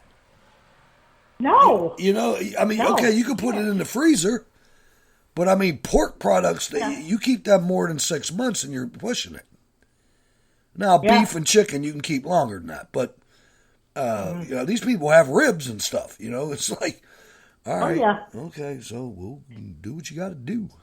Go ahead. I guess so. But you've seen it. Big time. And you were talking about clowns. There actually is a hotel in the state of Nevada. It's in this little town called Tonopah. It's about halfway between Carson City and Vegas, in the middle in there somewhere. And apparently it's supposedly haunted, from what I understood. The Clown Lounge, that was a freaky place. And there was another... It's actually called the Clown Hotel. No, I'm saying the one I was affiliated with, but okay. Yeah. But yes, there really is such a thing. Oh, and finally, I sent you an email. You can look at it later. There's a follow-up tune to the one that you were playing with Eric Clapton and Van Morrison. All right. Yeah, Van Morrison has one that he's done himself, and I think Clapton's probably playing with him. It's a good one. It's called "Where Have All the Rebels Gone." All right. Send you an email. You can look at it later. When you look at that kind of thing, when you look at where we've been like that, and you look at the revolutionary types that used to sing, and then you look at them all getting in line, right? Now they're all like all in line, like they're the good little. And you got to wonder, it's like, what the hell's going on here, man? What the hell is going on? But I think we know. They're all getting indoctrinated. Yeah, but some of these people, they're older. They're older, they're not indoctrinated. They're it's doing almost like they finally have woken up after all this time. Right. They get ready to cancel Clapton, though, aren't they? Because Probably. He said, I don't care who you are, don't you put no he won't play in a place where they have to be vaccinated. Right, yeah. So he's like, hey, it's your choice.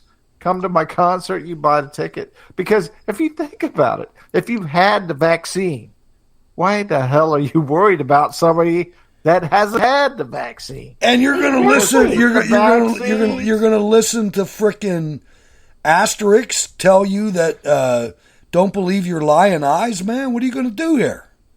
Right. The vaccinated are scared of the people that aren't getting the vaccine. They are. They're scared. Mm-hmm. Right? They are. All right. Why? I thought the vaccine was supposed to maybe make folks immune. Yeah. Not really. That's what you would think. But the more I have read or heard from various other people, some of them are friends of the show, you don't want to get that vaccine. Right. It's not a vaccine. No. It's an experimental. It's bullshit. It was bullshit when Trump had it, and it's bullshit now. All right, Marlene, thanks for calling. We always appreciate it. How many of the flea baggers from Texas were positive for COVID, and they were all vaccinated? 6 at last count, right? This lady's saying that, almost 100% this Mississippi governor, Alabama governor, 100% of the new hospitalization are with unvaccinated folks. Shut up, asshole. It's not true. It's not true. Who's she listening to? I don't know. The Crooked Podesta brothers. Remember them? You used to talk about them a lot. The Podestas. Oh, yes. They're still in the news, man. John Podesta, he was Hillary's campaign manager. This dude, I think he used to like to do terrible shit to boys. I do. WikiLeaks, large dump of communications that involved Hillary Clinton was the Podesta leaks. It was his email. And he managed to lose the 2016 election despite owning the media, big tech, and no doubt all the voting machines throughout the U.S. He just got hired by the Chinese corporation Huawei, the firm President Trump warned America about. Huawei, H-A-U-W-E-I, and that's not the way it's spelled. That's just the way some American decided to say it. Huawei. Communications firm. 412-206-6208. If you'd like to join the program, we have a couple slots right now. Give us a call. I'm going to pass that one. Huawei. You're talking about the next gen cell tech 5G. All that. When President Trump was in office. Yeah. When President Trump was in office, Huawei was forbidden to be part of that because. But now they're all in. You know? They're all in now. Oh, I'm sure they are. You know, you think about the initiation of the selling off of the technology that made the United States military the strongest in the world. You go back to Clinton, right? You got to do that, man. And the intercontinental ballistic missile gyroscope navigational technology. President Donald Trump expressed his disappointment Friday by the Cleveland baseball team's decision to change their name from the Indians to the Guardians. Such a disgrace, and I guarantee, and this is the most important part of this segment, I guarantee that the people who are most angry about it are the many Indians of our country, many of them living very close to me right here.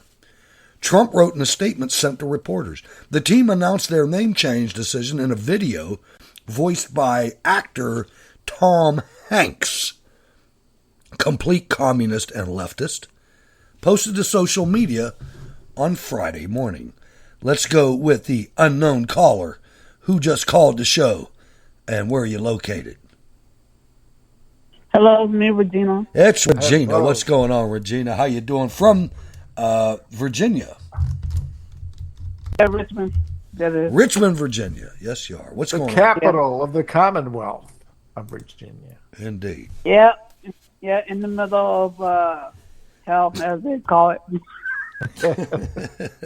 What's on your mind tonight?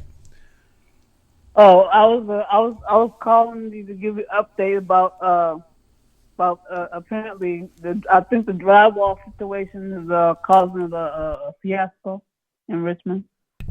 The drywall situation? The Chinese drywall? Chinese drywall. Tell us about it. Oh no! I'm talking about the construction workers can't build nothing.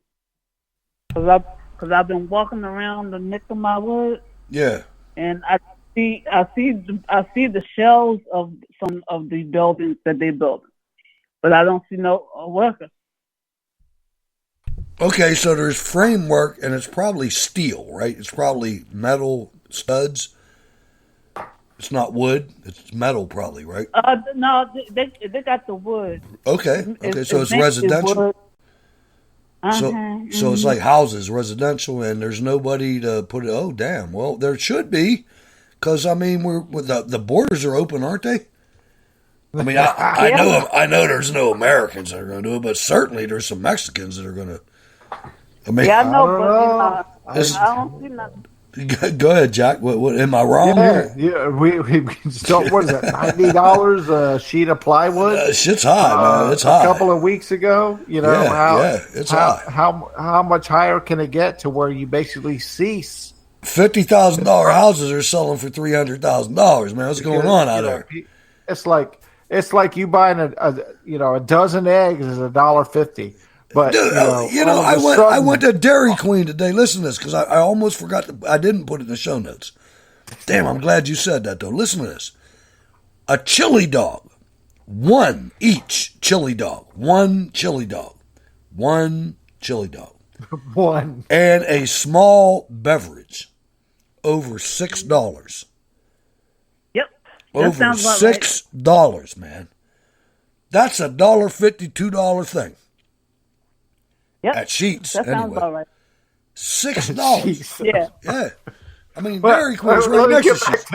You ruined my punchline, but you know what I'm talking about. All right, I'm done. It's like the situation with the building, the construction aspect in Richmond, as Regina's discussing, is equivalent to if your dozen eggs cost you $1.50, and now all of a sudden, due to the high price of egg cartons, of that truth. dozen eggs now costs you $8.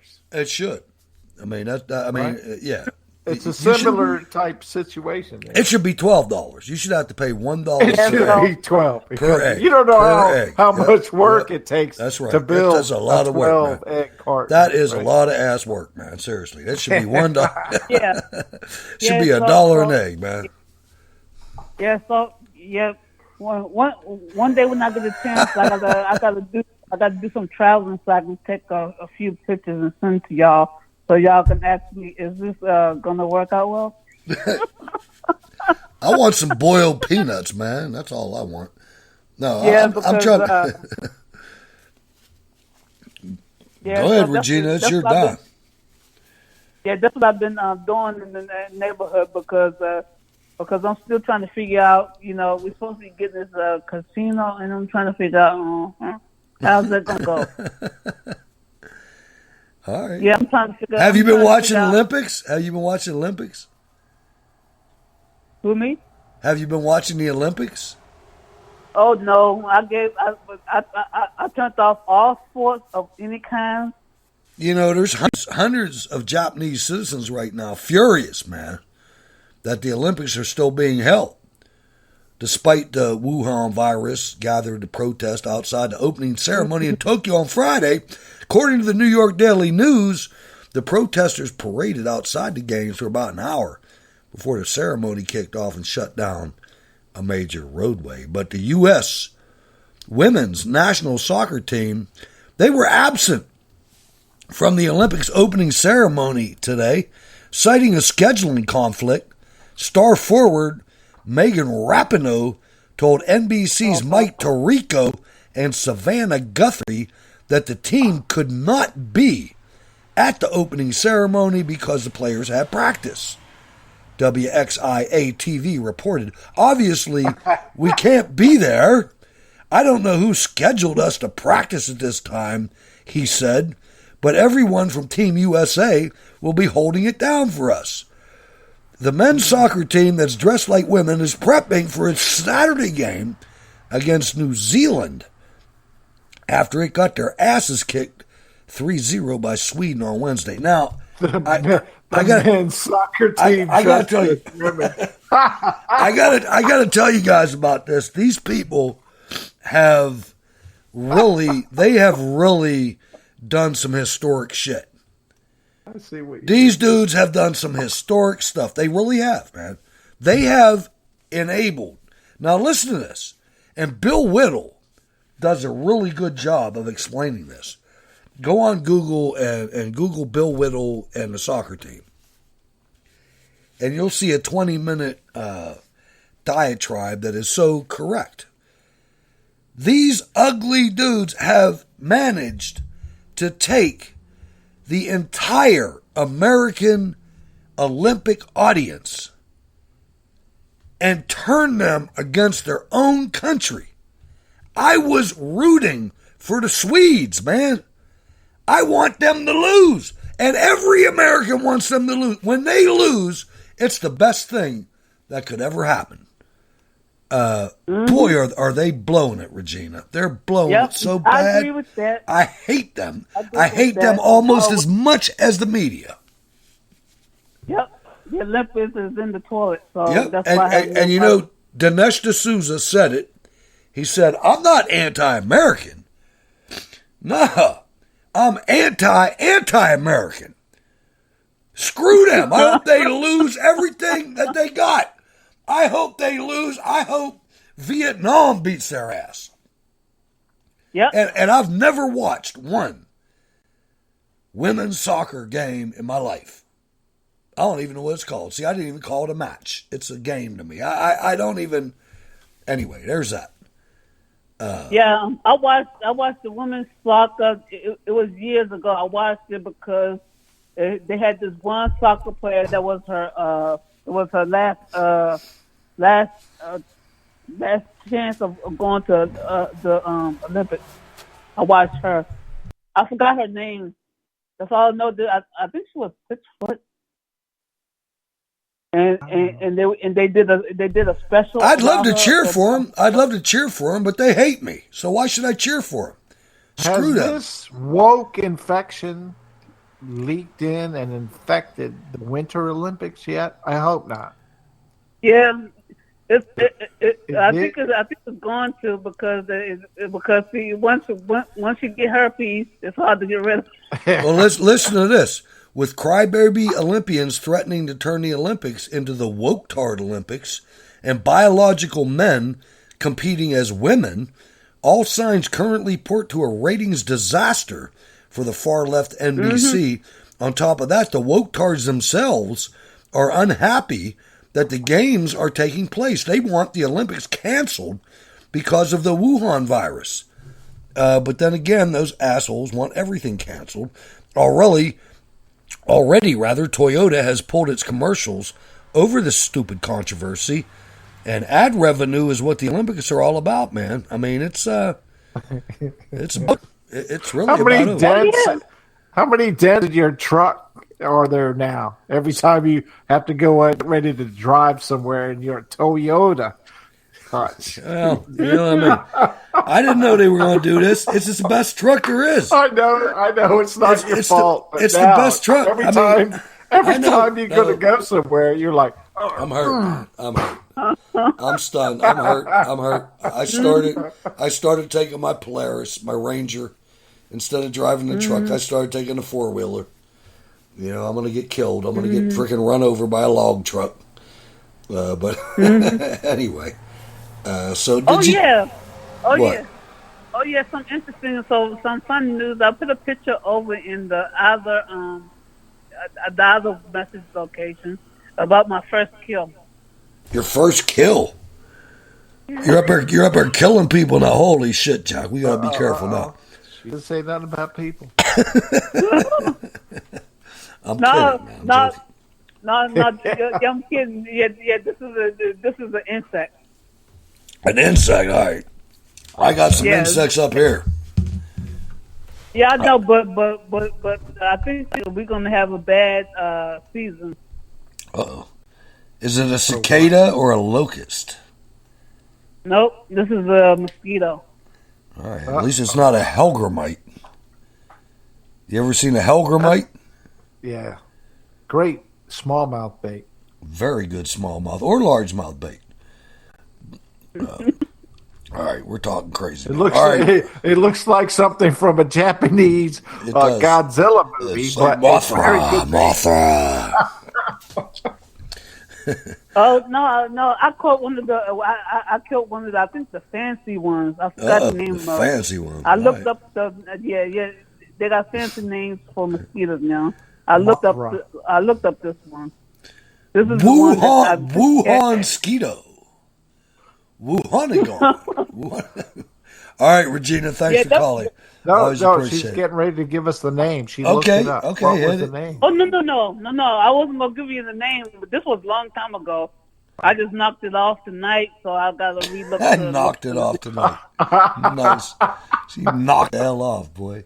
All right, Regina. You have a great weekend. Stay under the mosquito screen, because I know I hate mosquitoes, man. Yeah, they love me, but I hate them. There you go. We love you too. See ya. Stay safe, Regina. The word is out. The man is officially a joke. Yesterday, the Babylon Bee posted that Joe Biden's town hall in Ohio was not a town hall. It was rather a public service announcement for those suffering from dementia. Cincinnati, Ohio, as part of a campaign to raise awareness and improve public... This is from the freaking Babylon Bee. As part of a campaign to raise awareness and improve public knowledge on treatment options, CNN aired an hour-long public... I can't even read this. Did you see this thing? I mean, it was absolutely crazy. Did I lock it? I read enough reports on... there was at least a certain episode, right? As innocent questions, right? We already know, I've seen articles where the auditorium, you see pictures where the auditorium is basically empty. They only have 3 rows filled. in the front row. It just flashes back to the Hillary Clinton campaign against Trump when nobody showed up. Yeah. It wasn't as bad as the Biden thing when you had circles that were empty. But similar situation. But you have this one question that Biden is attempting to answer, and his face goes blank, and his eyes going everywhere, and it's like people are describing. He sounds like, or he looks like he's listening to something in his ear, and then he tries to speak to what he hears. Put it akin to like a sports announcer that are always, some voices in their ear, but they're trying to sit there and tell a story to the listeners. They're professionals, and they do this all the time. Well, Biden, besides being, half a brain to begin with, jeez, he's supposedly going to be the one, to answer these questions. He's not quick on his feet. He's not anything. I mean,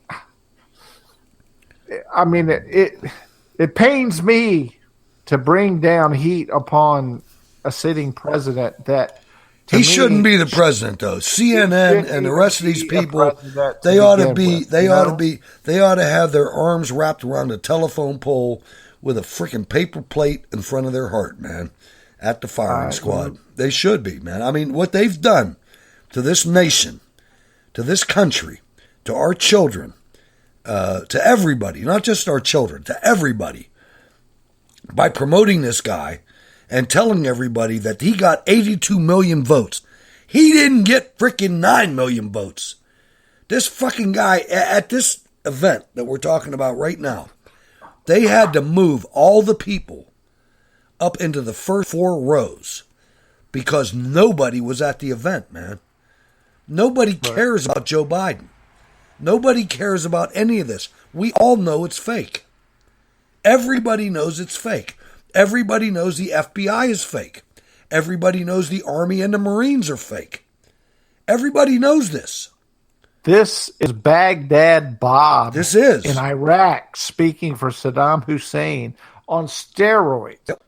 And it's nobody in our buys country, it, folks. Yeah, this is we are in a dangerous spot right now. We're in a very dangerous spot, and you pay attention, and you start looking at people that start disappearing. The people from January 6th that went to the Trump rally are in prison. In the District of Columbia, in the Communist District of Columbia, in political prison. And they're getting beaten there. And one has lost his eye there. Look it up, ladies and gentlemen. I don't have time. We're out of time. We're in deep trouble, and we need to stand up. Don't lose faith, folks. Don't lose faith. There's nothing else. I mean, there's nothing else. We got nowhere else to go. I mean, you look at, isn't that one of the aspects that Vladimir Putin asked Biden in their brief deal? It was like, wait a minute, why are you hounding me? What about these people that have disappeared from January 6th? Your prisons. They're gone. They're in D.C., in our capital. They're not even in real prisons. They're being Why are dealt they getting with. beat about? The last time I heard something about that, and it did have to deal with D.C. and the swamp, was who used to be Bradley Manning, military guy, right? Saw what I don't think what he did was right, but I do remember the aftermath when he was arrested and the reports came out. He was stripped naked and beaten, and next thing you know, now he's what's her name now? I mean, who cares, man? I mean, the whole thing is our government's doing this. Why is our government allowed to sit there and violate civil rights, human rights, and the law of the land, all to try to maintain control of this unelected cabal that thinks that a president is nothing but a mouthpiece for what they want, right? And Biden is barely a mouthpiece, but he's what they want. Biden's not in charge. He's not in charge of anything. This is Obama and the African, whatever organization he has built up with the critical race theory, and it's not going to work. It's not going to work. I'm telling you. There's too many people that are too mad. And I mean that. It's something that if you look across the fruited plain. And someone in the chat room, Paul Marion, said the government's run by libs. We need to get past the aspect of stop saying liberal right. And stop saying liberal. Left There's nothing. right. There's nothing liberal about the Marxists that are running the government from both sides of the aisle. These people want total control. They want total, and not just control. And you have to branch out a little bit, and you have to educate yourself on vocabulary. This is oligarchy. This is Toyota and Walmart and Raytheon, Citizens United, Honeywell, corporations are Disneyland. This is them running the government. This is oligarchy. This is where you send your money is so important, and so many of you continue to send it to the NFL, Coca-Cola, Walmart, everywhere. And they're all working against our freedom. And I always go back to the fact President Donald J. Trump was a centrist. Abraham Lincoln. Right, knowledgeable in knowing the history and seeing what's going on. You will not ever convince me that he was right of anything. Well, but except for the fact, everything that he did, and there was exceptions, so I shouldn't say everything he did, but most of what he did was in line with being a proud American. No, forget the left and the right. About that. Forget the left and the right. No doubt about that. But he did some shit that was stupid. One of them was trying to convince Mitch McConnell to get rid of. When you're dead center, straight down the middle, dead centrist, you're going to piss off a lot of people on different aspects of it. That's how you are. That's how you know. That's how you know that he was not a far right person. No, he wasn't. But he was very constitutional. He really was. Most of his things that he did were right down the line with constitutional. In my mind, being totally constitutional is being almost dead center as far as you're talking about current politics. Yeah, but when you say center, now you say that you have to start giving to the left, and I don't think there's anything constitutional. I didn't say anything about giving to the left. Well, I mean, when you're center, if you're center, I'm dragging President Trump to the right by claiming him being dead centrist, right? Because you have a lot of people that consider, hey, Trump, he donated all to the Democrats. Oh no, I don't care about that. To me, that was him. That was him surviving. That was him surviving in New York. That wasn't President politics. Trump's, that wasn't politics. Put President Trump's politics side by side with John F. Kennedy's politics of the early 1960s. Well, they're both leftists. I mean, the thing about Trump is that Trump wasn't a politician. Trump was trying to John get rich. F. Kennedy would be considered far right today for what he was trying to do. John F. Kennedy was the son of a mobster. John F. Kennedy. Now, mobsters are far right. No, you're talking about far right. But if you want to talk about politics of the mob, they don't have politics. The only politics. That's nothing. No, that's not true. The mob hated nothing much more than the communists. Not true. The mob's interest in politics was not ideological. The mob's interest in politics was getting what they needed. Financial.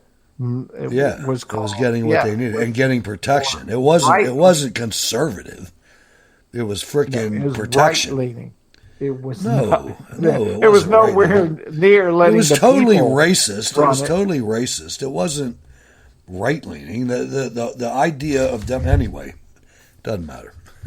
Doesn't matter because. To me, the comparison of Trump with JFK to me is to show how far a Republican today is considered and how far left the Democrats have gone from what John F. Kennedy espoused. Well, okay, but John F. Kennedy was he was the epitome of I guess you could say oligarchy as well, because his family was completely every single his family's wealth. Every single, well, I'll tell you where it came from. It came from Scotland and Canada, and it came from Canada. I mean, to this day, the Kennedy family still gets a surcharge for every bottle of scotch that gets imported into the United States of America. Still, to this day. That's the only thing that funded John F. Kennedy's freaking senatorial and presidential campaigns. Is there anything liberal about that? Liberal is a term that's not really accurate. I mean, liberal, the leftist, Jack, the Democrat Party leftist that claim the liberal mantra were never liberal. They've been radicals from freaking day one, from Saul Alinsky. To try to compare them to liberals are the Republicans. The Republicans are the ones that were liberal on social issues and things like that, not the Democrats. I mean, the whole words are all messed up in our vernacular right now. They really are. I think we agree on that. That was sort of like the main impetus for into this thing was to basically explain that what's north is south and what's east is west. All right, I'm buying that. When you compare history to today, I'll buy it. Right? I'd say that. And too. they're always trying to say that the Republicans are on the wrong side of racism. Of course they are. And that is a complete and total bullshit. So, well, thank you very much. And you're so right. Jack, are you on? I know you're on Gab because I share stuff with you, but you don't. I guess you're not monitoring it anymore. No, I would. I started looking at it. Yeah, back when you were full bore, Twitter, Facebook, mainstream thing, and I'm like, well, the only thing I could do is go on to something outside the box, and I went on there for a little bit, but I'm just not that. I'm not either. I got 500 some followers, and I started sharing the shows. We'll see if it does anything. If you feel like getting back on there, it'd be cool. I just feel blessed because you allow me to be a part of your radio shows once a week, and to me that is my outlet to the people, and the people that tune in, they can hear my voice and hear my opinions and my thoughts, and that's my way of spending time with folks online. I'd much rather do it by saying it and letting them hear it than to just, post memes and, maybe one sentence comment on an article. You'll never see me commenting on any article, even ones that I share here on the show, because I'm just not going to do that. It's, all right. That's cool. That's a venue for other people, right. And if more power to them. All right. Well, ladies and gentlemen, you hear Jack. You want to comment on the show, go to scrtv@live.com or go to Hutch Bailey Jr. on Gab or just whatever. But I thank you for participating with me on Friday nights, Jack. I especially love these episodes, man. And so people can get you bless me. It's back a here. Blessing to be a part of this, Hutch. All right. And, Thank you, Jack. And you're a blessing to. I'm glad I got you, man. You're a great co-host, and thanks. And now we're going into the outro, and I'll catch you next Friday, sir.